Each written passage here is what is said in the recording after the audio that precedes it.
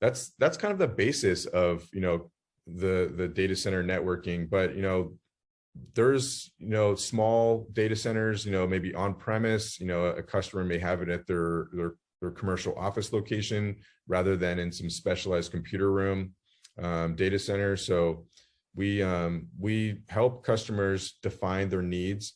We will actually help them find locations and assess, locations that work well for them. We'll look at risk analysis. A lot of times geographically, are there natural disasters common in certain areas? And then also one of the other things we help them do is, look for, building that high availability. So it may be that, a customer has a presence, across the United States, and we'll help them find data center locations in metro areas that really are going to benefit them. So, maybe it's in, New Jersey or Ashburn, Virginia, on the East Coast, and maybe it's in Silicon Valley or Los Angeles or, Reno, Nevada on the West Coast.